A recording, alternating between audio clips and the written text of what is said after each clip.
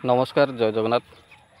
तो सांग मैंने जो मैंने यूट्यूब रे वीडियो अपलोड करुच तो से किसी ना किसी प्रोब्लेम फेस करने को पड़ता है कहीं किसी दिन तले मोर भी 5टा वीडियो ये टाइप सब प्रोब्लेम देखा मिलता।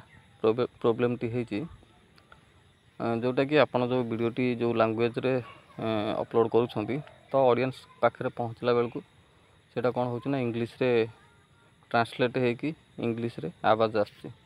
तो व्यूअर्स माने जो व्यूअर्स माने जानी ना लैंग्वेज सेटिंग जाकि चेंज कर पाना तो दिक्कत आसुच्ची एवं व्यूज रे मध्य प्रोब्लेम हो। तो से आपण मानक कौन करने पड़ो क्रोम ब्राउजर को जीवे जोटे कि डेस्कटॉप साइट रे खोलिए यूट्यूब साइट की।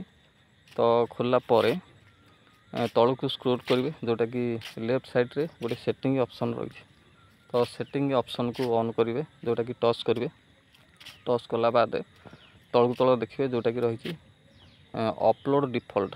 तो से जगह क्लिक करेंगे तापर ऊपर देखिए साइड रे लिखाई जोटा कि एडवांस सेटिंग। तो एडवांस सेटिंग की जीवे टच करेंगे। तो एडवांस सेटिंग रे आपण मानकर जो ऑटोमेटिक रही लैंग्वेज से टिक रही। तो से टाइप प्रोब्लेम सब देखुची व्यूज डाउन हो। तो से जगह को जाकि आपण मैंने अनटिक करदे देखिए आप नेक्स्ट वीडियो जो पकेबे तो आउ इंग्लिश रे डबिंग हेनी आम ओरिजिनल आवाज जो मैंने ऑडियंस अच्छा ऑडियंस पाखे पहुँची जीव।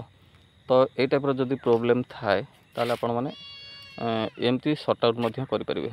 तो जदि भी जानीपार ना तो निहत पे कमेंट बॉक्स में लिखूँ मुझे सीधा सड़क स्क्रीन रिकॉर्डिंग करके आपण मानक जनईदेवी। जय जगन्नाथ।